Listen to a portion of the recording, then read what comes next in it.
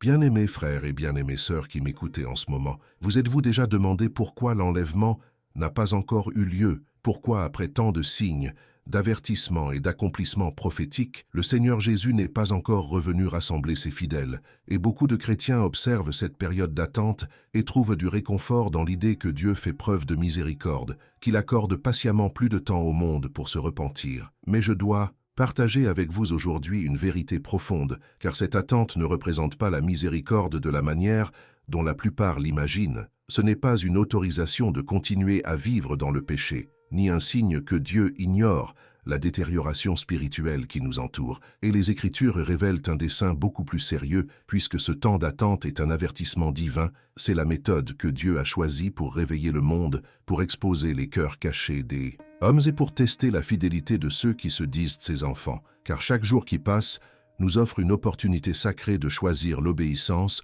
plutôt que le compromis, la foi au lieu de la complaisance, et la vigilance spirituelle au lieu du sommeil spirituel, tandis que le monde interprète à tort la patience divine comme de l'indulgence, croyant pouvoir vivre selon ses propres désirs en attendant le retour de Jésus. Mais la Bible est claire sur ce point, car Dieu n'est pas lent à accomplir ses promesses. De la manière dont les hommes comprennent la lenteur, son temps est parfait, ses plans sont précis, et chaque moment d'attente porte une signification profonde, sachant que cette période avant l'enlèvement est un signe, un appel au réveil, une alarme spirituelle qui résonne sur toute la terre, révélant les ténèbres croissantes, la tromperie et le déclin moral qui se répandent parmi les nations, les communautés et même les églises, démontrant qui est véritablement ancré dans la foi et qui est devenu tiède, distrait par le confort, la commodité ou le compromis. Et bien-aimé, c'est un moment pour examiner votre cœur, pour voir le monde avec clarté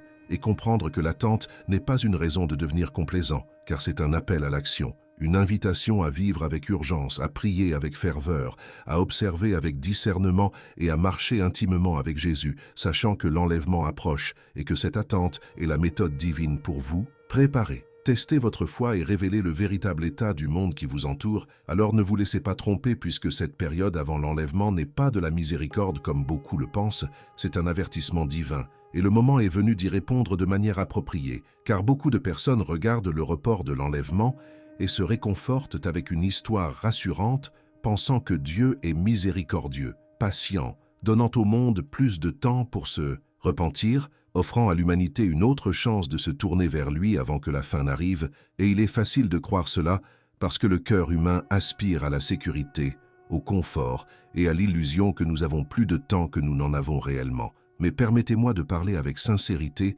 car c'est une interprétation dangereuse, sachant que la patience de Dieu n'est pas égale à l'idée humaine de miséricorde. Et les Écritures nous disent à maintes reprises que bien que Dieu soit patient, sa patience sert un dessein qui n'est pas l'indulgence, mais l'avertissement, la correction et la révélation, tandis que le monde assimile souvent la miséricorde à l'absence de conséquences. Mais l'histoire dans la Bible montre le contraire, puisqu'au jour de Noé, le déluge fut retardé pendant un temps, et les gens ont pu présumer que c'était de la miséricorde, qu'il y avait de l'indulgence, qu'ils avaient plus de temps pour continuer à vivre comme ils le désiraient. Mais le report n'a jamais été pour leur confort, car c'était un test des cœurs, une séparation des fidèles et des infidèles, et seuls Noé et sa famille furent épargnés parce qu'ils étaient obéissants et consacrés à Dieu, sachant que le report exposa le véritable état spirituel des gens, et de la même manière, l'attente avant l'enlèvement n'est pas de l'indulgence, mais une révélation des cœurs, un avertissement aux fidèles et un temps de test, car même dans l'histoire de Jonas, Dieu accorda à Ninive une période pour se repentir et le peuple se détourna de ses voies mauvaises, mais l'attente avait un dessein, puisqu'elle révéla leur cœur et montra qui répondrait à l'appel de Dieu et qui resterait dans la rébellion. Et c'est ainsi que nous devons comprendre l'attente aujourd'hui, sachant que la miséricorde est souvent mal interprétée comme de l'indulgence ou du temps supplémentaire pour vivre dans le péché. Mais en réalité, le report est un mécanisme divin pour réveiller les cœurs, séparer les fidèles et révéler la profondeur de la tromperie dans le monde. Car beaucoup de croyants tombent aujourd'hui dans le piège de la complaisance. Ils entendent que Dieu est patient et présument qu'il n'y a pas d'urgence, continuant à vivre comme si l'attente leur accordait un temps libre. Mais les Écritures sont claires sur le fait que le temps de Dieu est parfait et que l'attente n'est pas un laissez-passer gratuit. C'est un avertissement, une opportunité de fortifier la foi et un appel à discerner l'état spirituel du monde, sachant que chaque jour qui passe révèle davantage la vérité, la décadence morale, la tromperie spirituelle et les cœurs de ceux qui sont indifférents à Dieu, et c'est pourquoi comprendre correctement ce temps d'attente est essentiel pour toute personne qui désire être prête pour l'enlèvement, car le danger de mal interpréter l'attente de Dieu ne peut être sous-estimé, et lorsque les gens croient que l'attente est de la miséricorde, ils deviennent confortables dans le péché, tolèrent la tromperie et ignorent les avertissements des Écritures, sachant que l'attente expose les fidèles par opposition aux tièdes, et ceux qui comprennent cette réalité vivront avec urgence, prière et vigilance, tandis que ceux qui ne le font pas seront pris au dépourvu lorsque la trompette sonnera, car la complaisance est mortelle, et comprendre correctement l'attente peut sauver votre vie spirituelle, émotionnelle et éternellement, sachant que l'attente n'est pas de la miséricorde pour le monde, mais de la miséricorde, dans le sens d'une opportunité pour les fidèles de choisir la vie, de fortifier leur foi et de marcher dans l'obéissance, tandis que le reste du monde s'enfonce de plus en plus dans la tromperie et le péché, car le monde interprète à tort la patience comme de l'indulgence, mais les fidèles doivent voir la vérité puisque l'attente est avertissement, révélation et préparation, exposant les cœurs, séparant la vérité du mensonge et mesurant la persévérance de ceux qui affirment suivre Jésus, sachant que chaque jour compte, chaque choix compte, chaque acte d'obéissance compte, car le temps de Dieu est parfait, précis et souvent au-delà de la compréhension humaine, et l'attente, avant l'enlèvement, est une démonstration de sa souveraineté et non une concession au monde, comme l'Ecclésiaste nous le rappelle, en disant qu'il y a un temps pour chaque chose, une saison pour chaque dessein sous le ciel, sachant que Dieu orchestre chaque événement, chaque report, signe avec intention, tandis que le monde peut interpréter la continuation de la vie comme du hasard ou de l'indulgence, mais les Écritures rendent clair que rien n'échappe au plan de Jésus, car chaque pause,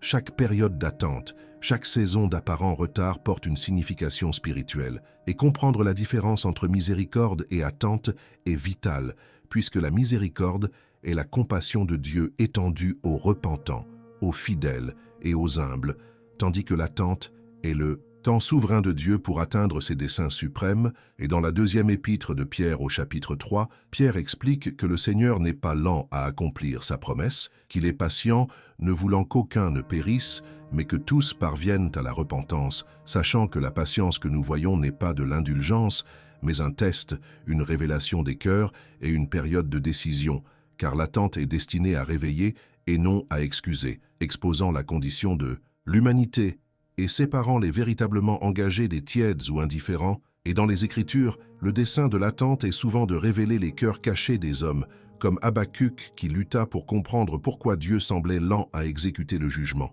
Et la réponse de Dieu fut un rappel que les justes vivent par la foi et que son temps est parfait même lorsqu'il semble retardé aux yeux humains, sachant que chaque jour qui passe avant l'enlèvement permet aux fidèles de croître en préparation, en prière et en discernement, et permet au monde de révéler son véritable état spirituel, car l'attente n'est pas de la miséricorde pour les non-repentants, mais une opportunité de révélation, un avertissement et un test de persévérance, sachant que l'attente est aussi un temps de réveil où Dieu utilise la pause pour appeler les cœurs à lui, pour réveiller les aveugles spirituels et pour tester les fidèles, car c'est une période de raffinement, séparant ceux qui sont véritablement engagés envers lui de ceux qui sont complaisants ou tièdes, et regardez la condition actuelle du monde, le déclin moral, la confusion spirituelle, les ténèbres croissantes, sachant que ce ne sont pas des signes que Dieu fait preuve d'indulgence, mais des signes que la séparation se produit, que les cœurs sont révélés et que le temps d'attente accomplit son dessein divin, car dans l'évangile de Matthieu, au chapitre 24, Jésus avertit au sujet de la condition du monde dans les derniers, parlant de l'augmentation de la méchanceté, de l'amour de plusieurs qui se refroidira et de la venue de faux prophètes et de faux Christ, sachant que l'attente permet à ces conditions de se manifester pleinement, exposant clairement les ténèbres dans le monde et le besoin urgent de vigilance parmi les fidèles, car la révélation n'est pas seulement du monde, mais aussi de l'Église. Et pendant cette attente, l'Église est passée au crible, testée et raffinée, la foi sans compromis étant révélée, la complaisance étant exposée et la véritable dévotion étant fortifiée, sachant que c'est le dessein de l'attente avant l'enlèvement, qui n'est pas pour le confort du monde, mais pour la purification de l'épouse de Christ. car l'attente révèle aussi le schéma de la tromperie des derniers jours, et tandis que de faux enseignements s'infiltrent dans les églises, que la confusion morale imprègne la société et que le compromis spirituel devient plus commun, les fidèles ont l'opportunité de discerner la vérité de l'erreur et de se tenir ferme dans la parole de Dieu, sachant que la période d'attente révèle l'œuvre de l'esprit de l'Antéchrist dans le monde, préparant le terrain pour son émergence complète après l'enlèvement. Et par conséquent, l'attente est à la fois un avertissement et une opportunité de discernement et de fermeté, car nous voyons aussi la condition morale des nations pendant ce temps, les sociétés qui honoraient autrefois les principes bibliques, embrassant maintenant des pratiques contraires à la loi de Dieu, sachant que ce déclin n'est pas un signe que Dieu fait preuve d'indulgence, mais une révélation de la condition des cœurs humains, et un avertissement aux fidèles de demeurer séparés et saints, car l'attente expose la maturité de l'Église, révélant qui est fondé dans la foi et qui construit sur le sable, démontrant qui connaît et applique la parole de Dieu, et qui se dit simplement chrétien, mais ne vit pas selon la vérité, sachant que cette révélation est douloureuse mais nécessaire et fait partie du dessein divin du temps d'attente, car il y a des signes qui s'accomplissent pendant cette attente, des signes que Jésus a dit précéderaient son retour, et Israël est au centre de la scène mondiale comme prédit dans les Écritures, la technologie se développant de manière qui pourrait faciliter le gouvernement de l'Antéchrist, des alliances mondiales se formant et préparant le chemin pour un ordre mondial qui s'opposera à Dieu, sachant que l'attente permet à ces signes de s'accomplir et d'être reconnus par les vigilants, car en son cœur, l'attente est un test de foi pour les croyants et ceux qui comprennent son dessein demeureront vigilants, pleins d'espérance et obéissants, tandis que ceux qui l'interprètent à tort comme de l'indulgence tomberont dans le piège de la complaisance, du compromis et de la distraction, sachant que comprendre la véritable nature de l'attente est un acte de protection spirituelle. Et alors, comment devons-nous vivre en attendant l'enlèvement? Premièrement, en reconnaissant la vérité au sujet de l'attente, car ce n'est pas un temps de complaisance mais d'urgence spirituelle. Ce n'est pas un signe d'indulgence divine, mais un appel au discernement, à la sainteté et à la préparation. Et en comprenant correctement le dessein de l'attente, vous êtes équipés pour répondre de manière appropriée, sachant que la vigilance spirituelle est essentielle, puisque Jésus avertit à maintes reprises, disciples d'être attentifs, de ne pas se laisser tromper et d'observer les signes des temps. Et pendant cette attente, les fidèles sont appelés à une vigilance intensifiée, observant le monde à travers le prisme de l'Écriture, discernant la tromperie spirituelle et demeurant alerte au mouvement de Dieu, car la vigilance n'est pas de la paranoïa, mais une conscience sobre et pieuse de la réalité spirituelle, sachant que le discernement doit être cultivé, puisqu'à mesure que la tromperie augmente, la capacité de distinguer la vérité de l'erreur devient vitale, et le discernement vient par l'étude régulière des Écritures, la prière intentionnelle et la soumission au Saint-Esprit, car pendant cette attente, les fidèles sont appelés à croître en discernement, testant tout à la lumière de la parole de Dieu et rejetant tout ce qui s'oppose à la vérité, sachant que la sainteté demeure non négociable, et bien que le monde puisse interpréter l'attente comme une opportunité pour le péché, les fidèles la voient comme un appel à une sainteté intensifiée, car la vie doit refléter l'espérance du retour de Christ, chaque domaine devant être en conformité avec sa volonté, la pureté, l'intégrité et la dévotion devant caractériser ceux qui attendent l'enlèvement, sachant que l'obéissance doit avoir la priorité sur la commodité, la sainteté sur le confort et la fidélité sur la distraction, car la prière est essentielle et l'attente est une saison pour les croyants de cultiver l'intimité avec Jésus, d'écouter sa direction et d'intercéder pour le monde. C'est un temps pour prier non seulement pour votre propre préparation, mais aussi pour le réveil des autres, pour le discernement parmi les leaders et pour la protection contre la tromperie, sachant que la prière fervente aligne le cœur avec le dessein de Dieu, aiguise le discernement spirituel et fortifie l'âme pour endurer les épreuves des derniers jours, car l'étude des Écritures doit augmenter, puisque la parole de Dieu est le fondement pour comprendre les signes, discerner la vérité du mensonge et demeurer ancré dans la foi. Et ceux qui ignorent la Bible pendant cette attente risquent d'être trompés par des philosophies mondaines, de faux enseignements, ou même une tromperie subtile dans l'Église, sachant que les Écritures illuminent le chemin, clarifient le temps de Dieu et procurent l'assurance que ses promesses seront accomplies, car l'engagement quotidien avec la parole est non négociable pour ceux qui désirent être prêts pour l'enlèvement, sachant que la sainteté et l'obéissance ne sont pas optionnelles pendant cette saison, puisque l'attente expose les cœurs et Dieu appelle ses enfants à vivre au-dessus du compromis, car chaque décision, chaque action, chaque choix reflète la préparation ou la complaisance, et les fidèles doivent rejeter le péché, embrasser la justice et vivre comme lumière dans un monde qui devient plus sombre chaque jour, sachant que l'attente est un champ de test, un temps raffiner le caractère, fortifier l'intégrité et démontrer un engagement inébranlable envers Jésus, car la communauté est aussi vitale,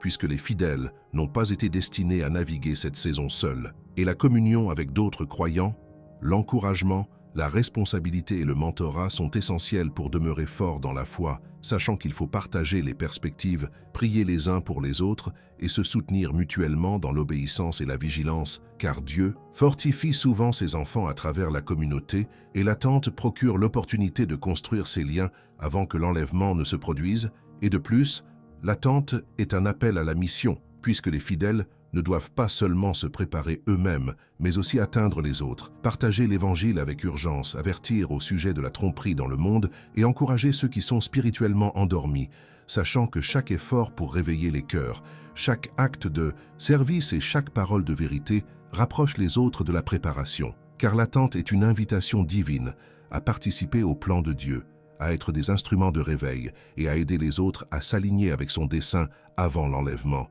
Et finalement, vivez avec espérance puisque comprendre l'attente comme un avertissement ne mène pas au désespoir, mais à l'anticipation, car les fidèles ont l'assurance que Jésus vient, que ses promesses sont vraies et que l'enlèvement se produira au moment parfait, sachant que l'espérance soutient l'âme, fortifie la détermination et encourage l'action, inspirant la joie même dans un monde rempli de tromperies, de ténèbres et de décadence morale, et répondre à l'attente avec espérance, vigilance, prière, sainteté, étude des Écritures, communauté et mission vous préparent pleinement pour le moment où la trompette sonnera et où les fidèles seront rassemblés avec Jésus, sachant que, bien-aimés, l'attente avant l'enlèvement est un avertissement, non de la miséricorde pour le monde, car votre réponse compte. Vivez avec urgence, priez avec ferveur, étudiez les Écritures quotidiennement, marchez dans la sainteté, encouragez les autres, partagez l'Évangile et par-dessus tout, vivez dans une espérance inébranlable en sachant que Jésus vient, que les fidèles seront rassemblés et que chaque jour d'attente est un appel à la préparation et à l'obéissance. Car même tandis que l'attente avant l'enlèvement continue, il y a de l'espérance, une espérance qui ne peut être ébranlée, une espérance qui soutient les fidèles à travers l'incertitude, les ténèbres et la tromperie, sachant que l'attente n'est pas de la miséricorde pour le monde, mais pour le croyant, c'est une opportunité de croître plus profondément dans la foi, de fortifier la vie de prière et de préparer le cœur pour le moment où Jésus reviendra, car cette espérance est enracinée dans les promesses de Dieu, sachant que ceux qui demeurent fidèles seront enlevés pour le rencontrer. Chaque acte d'obéissance est vu et récompensé, et que l'éternité attend les enfants de Dieu, sachant que l'espérance au-delà de l'attente commence avec la perspective, et tandis que le monde voit la continuation du péché, du compromis et du déclin moral, les fidèles voient le plan de Dieu se déployer parfaitement, puisque chaque jour d'attente fait partie de son orchestration,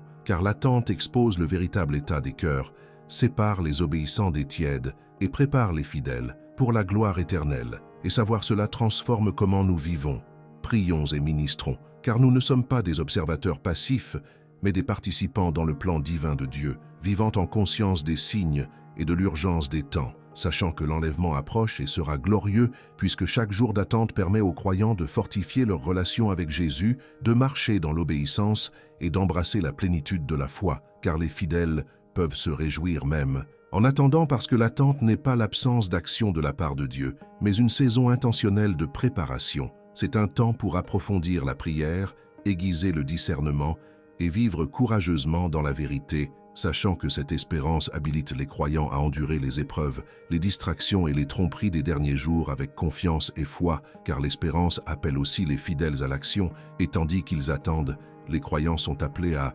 partager l'Évangile, réveiller les cœurs et s'encourager les uns les autres, sachant que chaque acte d'obéissance, chaque prière, chaque avertissement prononcé avec amour et chaque effort pour vivre saintement est amplifié en signification, car l'attente est une invitation à entrer pleinement dans le dessein de Dieu, à tirer le meilleur parti du temps accordé et à garantir la préparation pour le moment où la trompette sonnera, sachant que l'espérance motive la préparation, inspire la fidélité et fortifie la persévérance, Et finalement, l'espérance apporte la paix, puisque même lorsque le monde devient plus sombre et que la tromperie se répand, les fidèles peuvent se reposer dans l'assurance des promesses de Dieu. Car chaque épreuve, chaque moment de test, chaque acte de patience fait partie de son plan parfait, sachant que l'attente avant l'enlèvement est un rappel que Dieu est aux commandes, que son temps est impeccable et que les fidèles ne seront jamais laissés pour compte. L'espérance nous soutient, nous encourage et nous prépare à entrer dans la joie éternelle qui nous attend. Et bien aimé, l'attente n'est pas du désespoir, mais de la préparation. C'est un appel à la vigilance, une saison pour fortifier la foi et un temps pour embrasser les promesses de Jésus, sachant que les fidèles ont des raisons de se réjouir, de prier, d'étudier et de vivre totalement rendus en sachant que le moment de la réunion approche, car l'attente avant l'enlèvement est un signe divin. C'est un avertissement et une opportunité de vivre dans l'espérance, la préparation et l'anticipation éternelle, sachant que l'attente avant l'enlèvement n'est pas de la miséricorde pour le monde, mais un avertissement divin, une période de révélation et un appel à la préparation. Car Dieu n'est pas lent dans sa promesse, mais permet du temps pour exposer les cœurs, tester la foi et préparer les fidèles pour le moment glorieux où Jésus reviendra, sachant que cette attente révèle la décadence morale du monde, la tromperie se répandant à travers les églises et les sociétés et le véritable état de chaque cœur. C'est un appel au réveil pour ceux qui affirment suivre Christ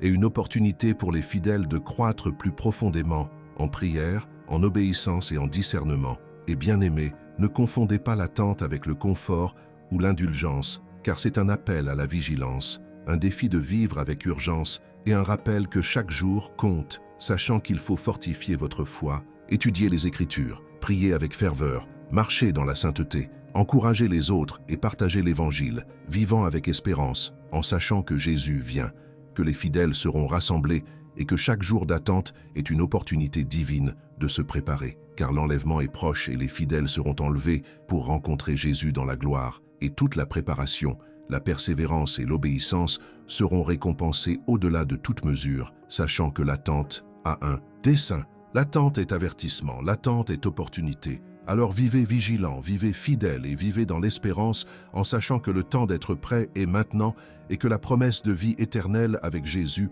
est certaine. Abonnez-vous à la chaîne, activez les notifications et laissez un commentaire si ce message vous a touché, car le temps est court et nous devons demeurer vigilants. Que Dieu vous bénisse et garde votre cœur ferme dans la foi, tandis que nous attendons le glorieux retour de notre Seigneur Jésus-Christ, car l'attente n'est pas de la miséricorde, mais un avertissement divin. Soyez prêts.